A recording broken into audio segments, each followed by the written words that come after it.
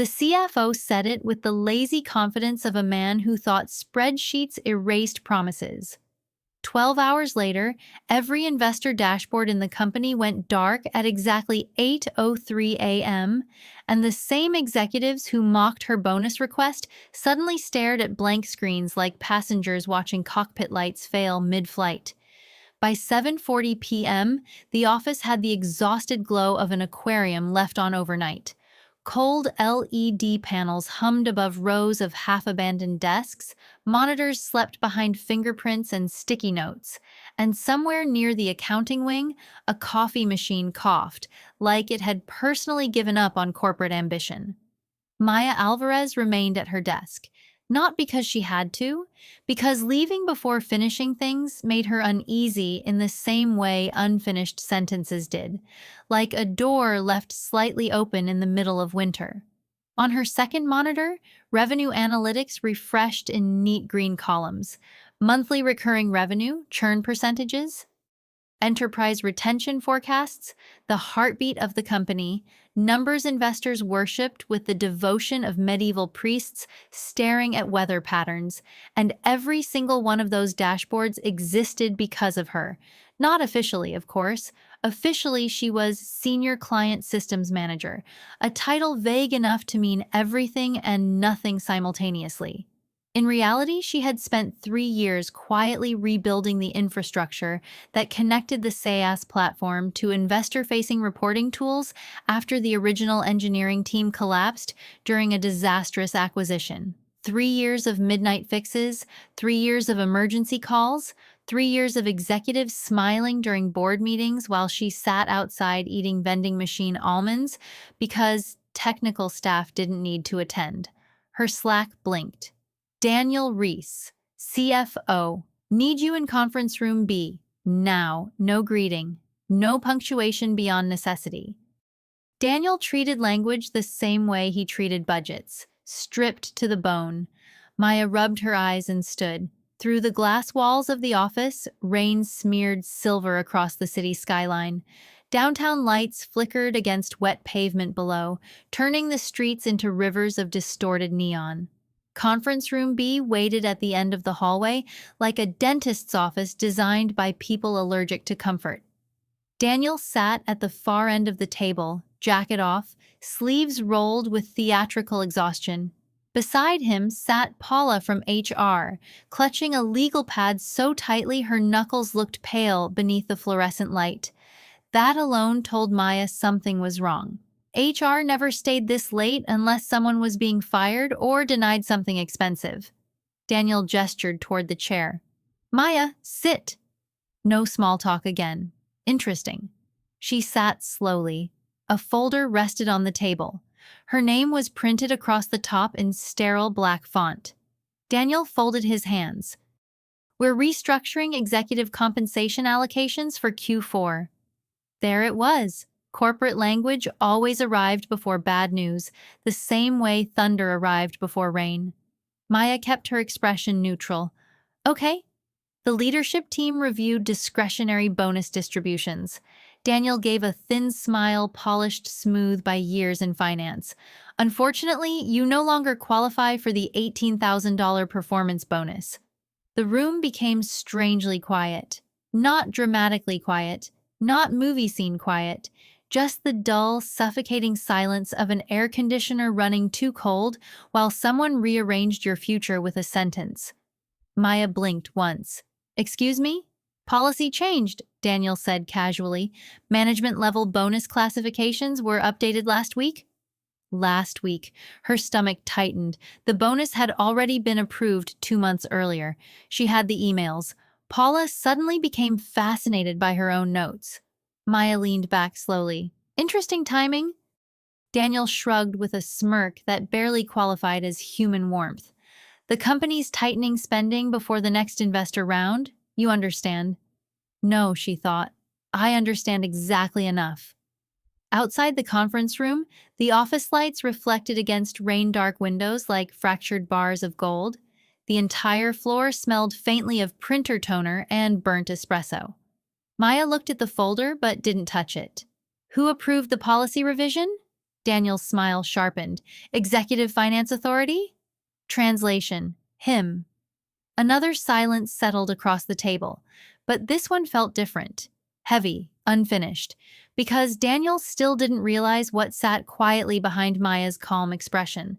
He thought she was upset about money. The money mattered, yes. $18,000 wasn't small. It was 6 months of student loan payments. It was the apartment upgrade she kept postponing. It was breathing room. But the real insult sat elsewhere.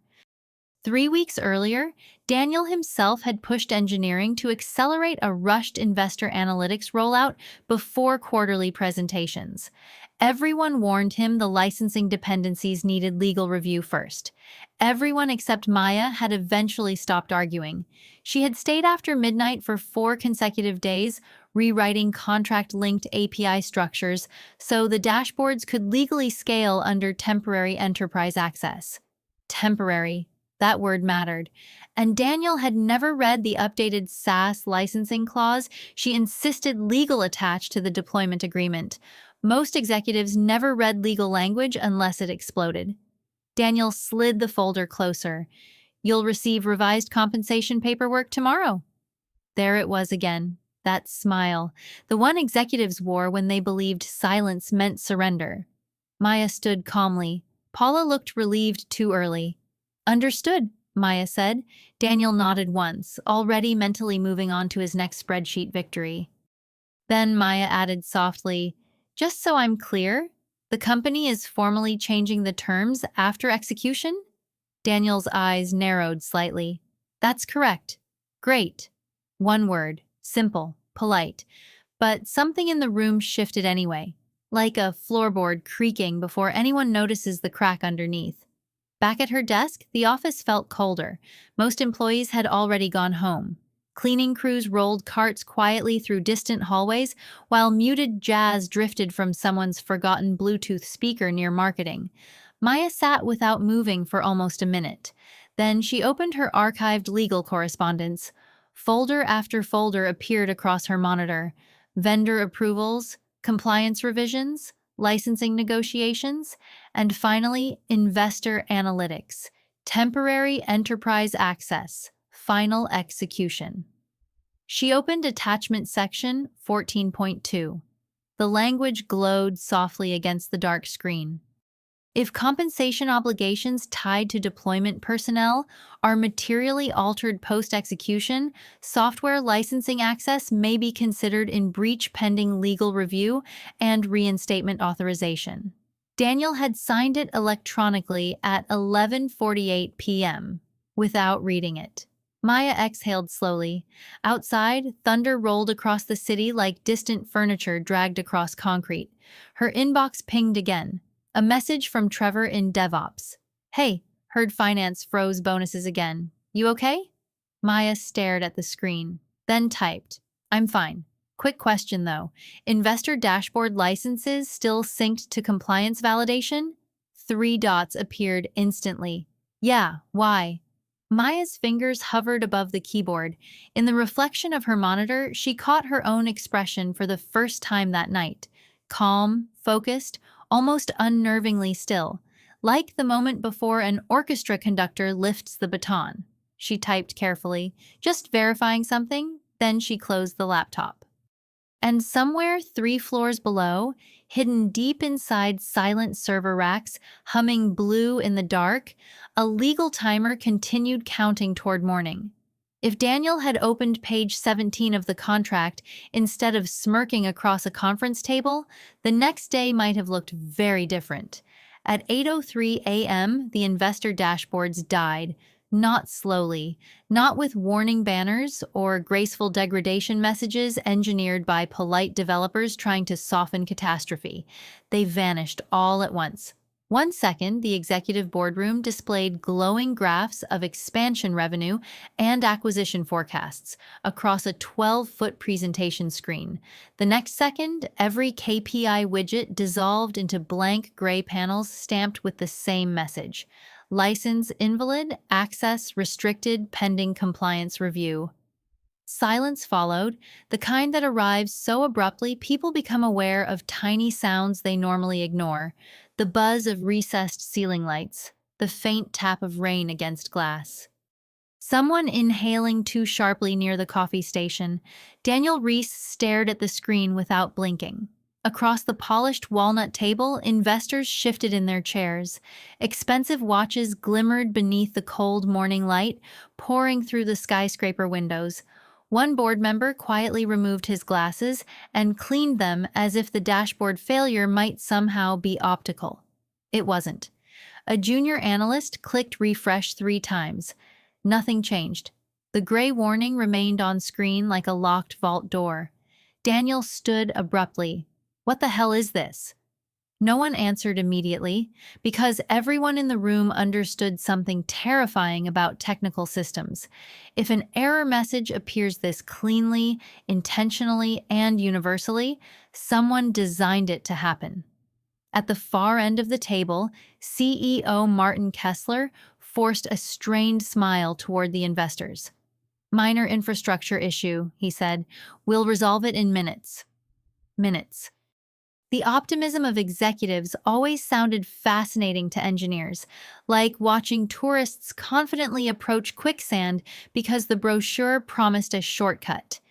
Daniel grabbed his phone and stormed out of the boardroom. The hallway outside exploded with movement. Slack notifications detonated across departments. IT teams flooded internal channels.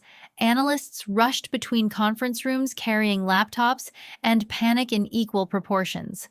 Near the operations bullpen, Maya stirred oat milk into her coffee calmly while employees sprinted past her desk. No one noticed. That was the strange thing about competent people in offices. When they stayed calm during disasters, they became almost invisible. Trevor from DevOps nearly skidded into her cubicle. "Maya," he whispered urgently, "all investor dashboards just hard-locked. Finance is losing their minds." She looked up slowly. "Really? You know something?" "I know compliance systems don't usually trigger randomly." Trevor swallowed. Because now he remembered the conversation from last night, and because Trevor had worked in tech long enough to recognize the difference between chaos and precision. Somewhere down the hall, Daniel's voice thundered through the executive wing. "Get legal on the call now." Maya took another sip of coffee, warm, slightly bitter, better than the office blend deserved. Outside the giant windows beside her desk, rain dragged silver lines across the skyline. Morning traffic crawled below, like glowing insects trapped beneath storm clouds. Then her inbox chimed. "Legal Department. Urgent review request." She opened it calmly. Subject: clarification needed regarding Section 14.2 enforcement trigger. There it was. The moment reality finally reached the executive floor, Maya read the email once before replying. "Attached, please find executed agreement version signed by Finance on September 14th. Clause Section 14.2 outlines compensation-linked compliance protections for deployment personnel associated with enterprise licensing infrastructure." She attached the PDF, then hit send. No dramatic flourish, no revenge speech, just documentation, clean, quiet, fatal. 2 floors above her, the investor meeting had deteriorated into corporate theater. "Why were we not informed about dependency exposure?" one investor demanded. Martin loosened his tie. "We were under the impression licensing was stable." Another board member leaned forward sharply. "Under the impression?" Daniel re-entered the room looking paler than before. Legal had apparently spoken to him. And legal conversations rarely felt comforting when they began with phrases like executed contractual obligations. "The dashboards are temporarily suspended pending review," Daniel said stiffly. "Review of what exactly?" an investor asked.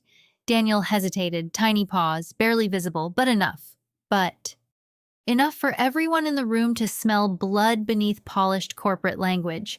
Meanwhile, Maya reopened the deployment logs. Rows of timestamps reflected softly against her glasses. Server authorizations, contract-linked verification pings, compliance authentication checkpoints. Every piece exactly where it belonged. That was the beautiful thing about systems built correctly. They didn't care about ego, only conditions. and conditions had been breached. Her phone buzzed. Paula from HR, can you come upstairs, please? Interesting? Yesterday, Paula barely looked her in the eye. Today, HR suddenly remembered her existence. Maya stood and straightened her charcoal blazer. Around her, office tension thickened like humidity before lightning. People whispered near printers. Managers moved too quickly while pretending not to panic. Someone in sales accidentally dropped an entire stack of folders near the elevators. The building no longer felt like a successful tech company. It felt like a luxury cruise ship noticing water below deck. On the executive floor, conference room doors stood partially open. Through the glass walls, Maya caught fragments of strained conversations. Investor confidence? Temporary outage? Potential legal exposure? When Paula met her outside conference room A, she looked exhausted already. Maya, she began carefully, legal says there may have been a misunderstanding regarding your compensation adjustment. Maya tilted her head slightly. A misunderstanding? Paula lowered her voice. Daniel didn't realize the deployment protections were tied to licensing continuity.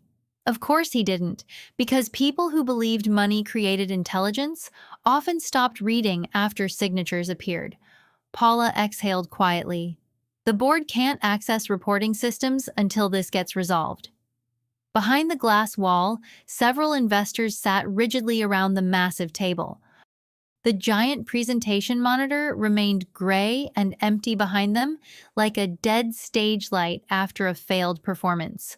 For the first time since joining the company, Maya noticed something almost poetic about silence inside executive spaces. It sounded expensive. Paula spoke again. Legal recommends immediate reinstatement discussions. Makes sense. That's all you have to say?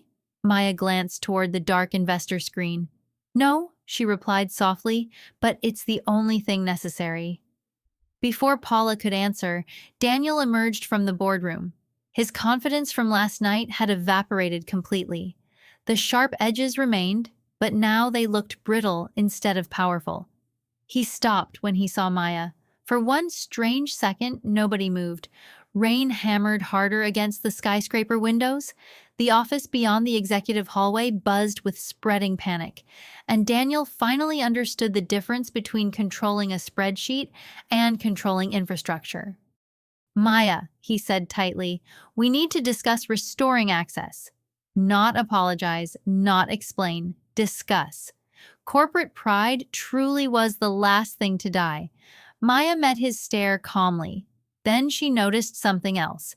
Behind Daniel, through the partially open conference room door, several investors were watching her now.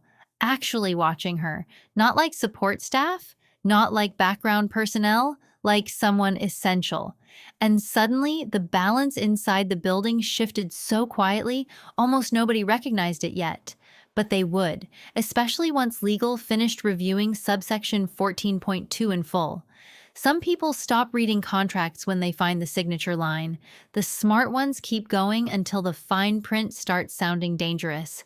If you've ever watched someone in power underestimate the quietest person in the room, let me know in the comments, because this story is only getting colder from here.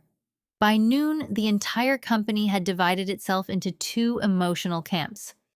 Those pretending everything was under control, and those refreshing Slack every 30 seconds like survivors waiting for evacuation instructions. The second group was significantly larger. Maya sat in a small legal conference room on the 22nd floor, where the air smelled faintly of leather folders and overused air conditioning. Outside the glass wall, storm clouds pressed low against the skyline, turning the city silver gray beneath streaks of rain.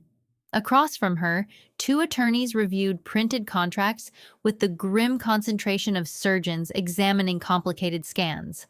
No one smiled in legal meetings when money started bleeding, especially investor money. One of the attorneys, Claire Donovan, adjusted her glasses and looked up. To clarify, she said carefully, you personally built and maintained the compliance-linked licensing infrastructure attached to investor analytics access? Maya nodded. Under direct instruction from executive finance and operations. Claire flipped another page. And the deployment protection clause was included specifically because the rollout bypassed standard review timing? Yes. Daniel, seated 3 chairs away, looked like a man slowly realizing the building around him contained exits he no longer controlled. His tie had loosened unevenly. His jaw tightened every few seconds whenever legal language drifted somewhere unfavorable, which was often. Claire continued reading. Section 14.2 clearly states material compensation alterations affecting deployment personnel may trigger temporary licensing invalidation pending legal review. Another attorney leaned back quietly. This is unusually airtight. Maya almost smiled, not because she enjoyed the situation, because she remembered the night she insisted the clause be included. 3 months earlier, during deployment negotiations, legal originally wanted softer wording, more flexible language, something vague enough for executives to maneuver around later. Maya had pushed back, hard, not emotionally, precisely, because she had already seen too many people disappear from tech companies after building critical infrastructure no one else understood. One budget cut, one executive reshuffle, one strategic restructuring. Then, suddenly, the people holding entire systems together vanished. While leadership acted surprised, everything caught fire afterward. So she documented everything, every approval, every dependency, every escalation warning. Paper trails were the closest thing corporate life had to fingerprints. Claire closed the contract slowly. The clause is enforceable. The room became very still. Rain whispered against the windows. Somewhere outside the conference room, a printer endlessly spat paper into silence. Daniel finally spoke. There has to be a faster resolution path. Claire looked unimpressed. There is. Daniel straightened immediately. Reinstate the compensation terms retroactively, she said. Issue written acknowledgement that the contractual trigger was activated improperly. Then compliance can restore licensing access. Simple, clean, expensive. Daniel rubbed his forehead. The board meeting is still suspended. The second attorney replied dryly, yes, that tends to happen when investor visibility tools legally deactivate. Maya looked down briefly at the polished conference table, reflecting the overhead lights in pale gold streaks. Funny, last night Daniel spoke to her like she was a payroll inconvenience.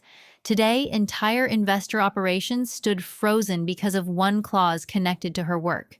Corporate buildings changed temperature fast when money stopped moving. Her phone buzzed softly. Trevor again. People are saying investors threatened emergency review. Is that true? Maya typed back. People say a lot of things during outages. 3 dots appeared. You planned this? She paused, then answered carefully. I enforced documentation everyone already signed. That was the truth. And somehow the truth always sounded colder than revenge. An hour later, executive leadership gathered again inside the main boardroom. This time, the atmosphere felt completely different. No polished confidence, no theatrical optimism. The room carried the tense stillness of a luxury hotel during a power outage. Investors sat scattered around the massive table, murmuring quietly while assistants distributed updated print packets because the digital reporting systems remained inaccessible. The irony floated through the room, thick as perfume. A billion-dollar SaaS company suddenly running on paper. Martin Kessler stood near the screen, trying to salvage composure. We are resolving a contractual compliance issue, he announced. One investor interrupted immediately. How did compensation policy trigger infrastructure failure? Another added sharply, why was a mission-critical system dependent on employee protection clauses in the first place? No one answered immediately, because answering honestly would require admitting something executives hated saying out loud. The company depended heavily on people they barely respected. Daniel entered moments later carrying revised compensation documents. The same bonus agreement he revoked yesterday now sat inside a fresh legal envelope. Amazing how quickly policy changed twice in 24 hours. Martin gestured toward Maya. We appreciate your cooperation resolving this matter. There it was, corporate translation, meaning please stop legally suffocating our investor reporting systems before shareholders smell panic. Maya accepted the envelope calmly but didn't open it yet. Instead, she asked one question. Will the revised agreement include acknowledgement of improper policy alteration under executed deployment conditions? The room tightened again. Several investors exchanged glances. Daniel's expression darkened slightly. Claire answered before he could. Yes, smart woman. Because by now, legal understood something finance learned too late. The safest option was no longer protecting executive pride.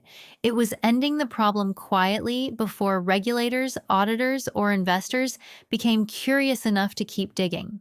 Maya finally opened the envelope. Inside sat the reinstated compensation agreement, full amount restored, additional retention protection added.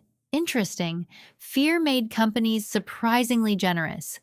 Outside the boardroom windows, the storm finally began to weaken.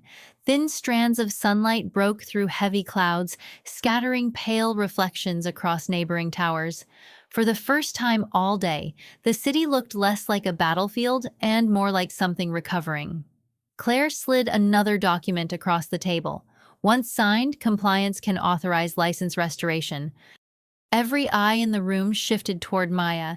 Executives, investors, assistants pretending not to stare. The silence felt electric now, not hostile, anticipatory, like an orchestra waiting for the final note.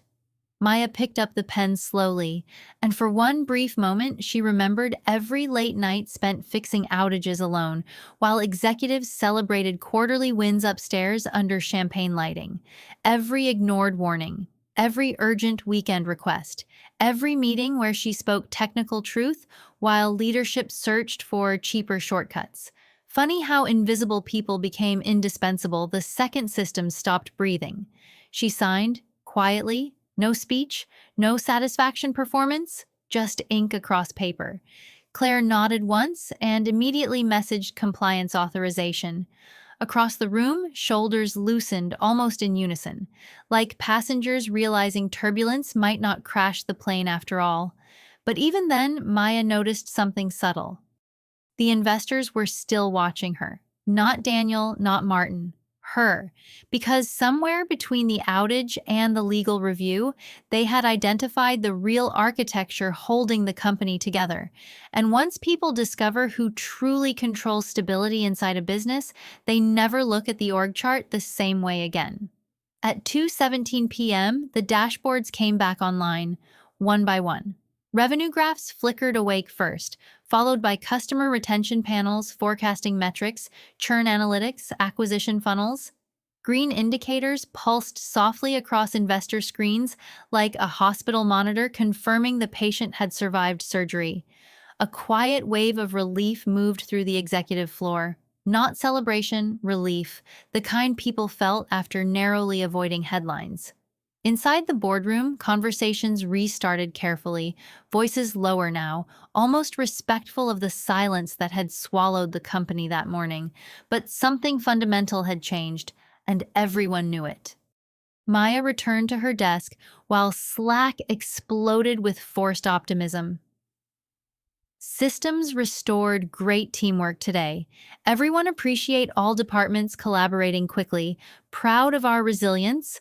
Corporate messaging always sounded fascinating after panic, like someone spraying expensive perfume over smoke. Trevor rolled his chair beside her cubicle, lowering his voice immediately. So, he whispered, you basically shut down investor visibility with a legal clause. Maya kept typing. No, legal shut it down. He stared at her for 2 full seconds. That is the coldest sentence I've ever heard. A faint smile touched her face before disappearing. Around them, the office atmosphere had transformed into something strange and brittle. Employees suddenly spoke softer when Maya walked by. Managers who ignored her for years now nodded too quickly in hallways. Even the executive assistants looked at her differently, like people realizing the quiet woman near systems infrastructure might actually hold the emergency brakes for the entire train. By late afternoon, rumors spread through every department. Some exaggerated wildly, some weren't exaggerated enough. People said investors nearly walked out. People said legal tore into finance for bypassing contract review. People said Daniel Reese spent 40 minutes alone inside Martin Kessler's office while voices echoed through the glass walls. That last one was apparently true. At 4:50 p.m., Daniel finally emerged. He looked older, not physically, structurally, like stress had rearranged the architecture behind his eyes. The office gradually pretended not to notice him crossing the floor. Keyboard sounds became theatrically important. Conversations died mid-sentence. Predators sensed weakness quickly in corporate environments, faster than in nature, honestly. Daniel stopped beside Maya's desk. "You have a minute?" Half the nearby department suddenly became deeply interested in their monitors. Maya looked up calmly. "Sure." He gestured toward a smaller conference room near operations.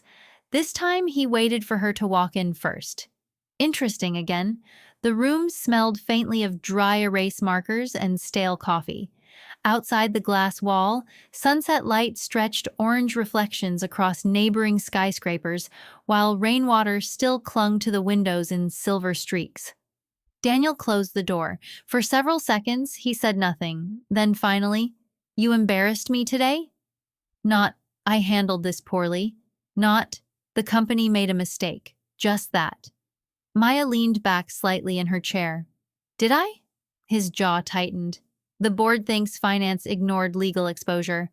"Did finance ignore legal exposure?" Silence, sharp and immediate. Somewhere beyond the conference room, muted office laughter drifted briefly through the hallway before fading again. Daniel exhaled slowly. "You could have warned me." There it was, the sentence powerful people often used when consequences finally reached them.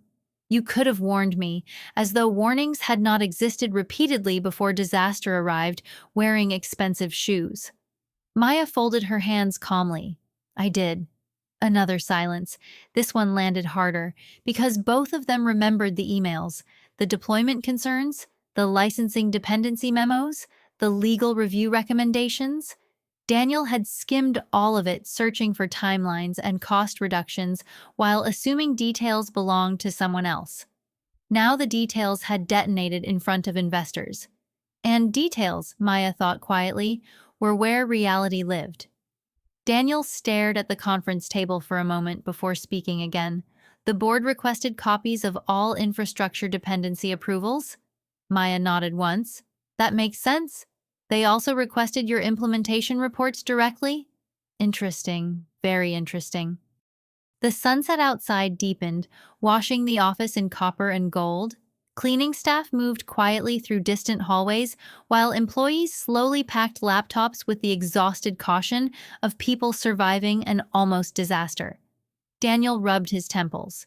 "You know what the worst part is?" Maya waited. "You were completely within your rights."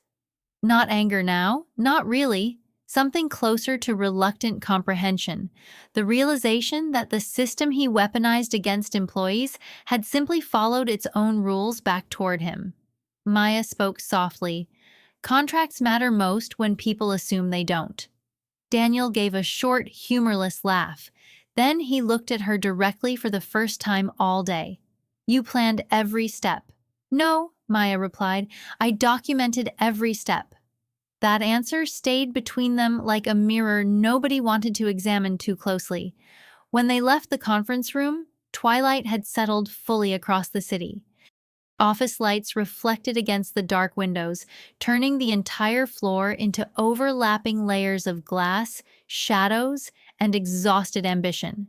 Near the elevators, Martin Kessler approached Maya with unusual speed. "Maya," he said, suddenly warm, "investors appreciated how professionally you handled today?" Translation again. "Investors trust you more than us right now." She nodded politely. Martin continued carefully. "We'd like to discuss expanding your operational authority moving forward." Of course they would, because corporations often discovered loyalty immediately after nearly destroying it. Maya studied him quietly. For years, executives treated infrastructure workers like maintenance wiring hidden behind walls, necessary but forgettable, until the lights failed. Then suddenly everyone wanted to know where the circuit breakers lived. "I'll consider it," she said. Martin smiled too fast. "Excellent." As he walked away, Trevor appeared beside her holding two vending machine coffees. "One for surviving corporate warfare," he said. She accepted the cup. The coffee tasted terrible, perfectly terrible, the kind that only existed inside office buildings after sunset. Together, they stood near the windows overlooking the rain-washed city below. Traffic glimmered through wet streets, while distant thunder rolled beyond the skyline like a storm refusing to leave completely. Trevor glanced sideways at her. "You know they're terrified of you now." Maya looked out across the glowing towers. "No," she answered quietly. "They're terrified of dependency?" And somewhere upstairs, inside glass executive offices where confidence used to sit comfortably, leadership began reviewing contracts they should have read months ago. Monday morning arrived wrapped in artificial calm, the kind corporations manufactured after near catastrophes. Fresh pastries appeared in the executive kitchen for no reason. HR sent a cheerful email about cross-department collaboration. Someone in leadership suddenly approved long-delayed ergonomic chair requests, as if lumbar support could repair institutional trust. And yet, beneath the polished surface, the company felt altered, sharper, quieter, like a skyscraper after lightning strikes nearby.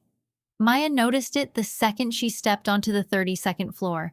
Conversations paused half a beat too long. People looked up when she walked past. Even the giant investor dashboard mounted near operations seemed different now, no longer just another glowing screen, but a reminder, a monument to one morning when power briefly changed hands without anyone raising their voice. Trevor wheeled over holding a tablet. "You're on the board agenda again." Maya raised an eyebrow. "Should I be worried?" "Depends. Do you enjoy terrifying executives before lunch?" A faint laugh escaped her, the first genuine one in days. Outside the windows, sunlight finally broke cleanly across the city after nearly a week of storms. Glass towers shimmered blue and gold above streets still wet from rain, and for the first time in a while, the skyline looked less hostile. Still deceptive, though, corporate buildings always looked prettier from far away. At 10 a.m., Maya entered boardroom A again, but this time nobody forgot to greet her. Investors sat around the massive walnut table reviewing printed infrastructure summaries. Martin stood near the display screen, while Daniel remained unusually silent beside the windows. Interesting evolution. The board no longer looked at Daniel first when technical discussions began. One investor, Eleanor Shaw, gestured toward an empty chair near the center of the table. "Maya, thank you for joining us." "Not support staff? Not systems." Her name? Subtle things mattered in rooms like these. She sat calmly. Eleanor folded her hands. "After reviewing the outage incident, we initiated an independent audit of operational dependencies." A presentation appeared on screen, rows of charts, infrastructure maps, workflow diagrams, and right in the center of the system architecture sat Maya's name attached to over 70% of mission-critical reporting operations. The room remained quiet, because executives hated seeing invisible labor become measurable. Another investor adjusted his glasses. "Why was there no redundancy plan?" Martin answered carefully. "The infrastructure evolved rapidly during scaling periods." Translation: one competent employee kept solving emergencies faster than leadership invested in proper staffing. The investor nodded slowly, then asked the dangerous question. "What happens if she resigns?" Silence hit the room instantly. Daniel looked down. Martin shifted posture. And for the first time in years, the company was forced to confront the truth hidden beneath quarterly reports and motivational LinkedIn posts. They had built growth on top of exhaustion. Maya watched sunlight move slowly across the conference table, turning scattered documents gold at the edges. Funny, for years she thought being unnoticed kept her safe, but invisibility inside corporations was like being part of a bridge nobody inspected. The structure depended on you completely right until collapse became visible. Eleanor spoke again. We'd like to offer you director-level oversight for infrastructure governance and compliance integration. Trevor would absolutely choke on vending machine coffee when he heard that. Maya remained composed. That's a significant shift. It should have happened earlier, Eleanor replied bluntly. Daniel finally looked up, and there it was. Not arrogance anymore, recognition. Painfully late, perhaps, but real. The meeting continued another 40 minutes. Discussions about staffing, risk exposure, documentation chains, redundancy systems, legal review procedures, the kind of conversations companies only had after surviving preventable disasters. By the end, investors requested mandatory contract oversight reforms and independent infrastructure audits moving forward, quiet reforms, permanent ones. The most effective victories usually arrived that way, not loud, structural. When the meeting adjourned, executives filtered out slowly beneath the soft hum of recessed lighting. The city beyond the windows glowed bright beneath clear skies, storm clouds finally gone. Daniel lingered near the doorway. Maya! She turned. He hesitated briefly before speaking. I was wrong. Simple sentence, strangely heavy. Some apologies arrived too late to repair trust, but still mattered because truth finally forced its way through pride. Maya studied him for a moment, then nodded once. Not forgiveness, not revenge, just acknowledgement. The conversation ended there, because some people expected dramatic endings after corporate wars, but real power rarely announced itself with fireworks. Sometimes it looked like signed compliance reforms, sometimes it looked like investors quietly changing who they trusted, and sometimes it looked like a woman returning to her desk while executives finally learned her name. That evening, the office emptied slowly beneath warm amber light. Cleaning crews moved through silent hallways while monitors dimmed one by one across the floor. Maya packed her laptop carefully. On her desk sat the original bonus paperwork beside the updated director proposal waiting for review. 2 stacks of paper. One represented what they tried to take from her. The other represented what they finally understood she was worth. Outside, the city pulsed with evening life. Car lights shimmered along rain-clean streets. Wind curled between skyscrapers carrying the distant sounds of traffic, music, and thousands of strangers hurrying toward lives untouched by investor panic or licensing clauses. Trevor stopped beside her desk while putting on his jacket. So, he asked carefully, what's the lesson here? Maya looked once more at the glowing investor dashboard across the office. Alive again, stable again, for now. Then she shut down her monitor. The fine print, she said softly, is where people reveal who they think matters. And somewhere deep inside the company's legal archive, Section 14.2 remained exactly where it had always been, unread by the arrogant, understood by the patient.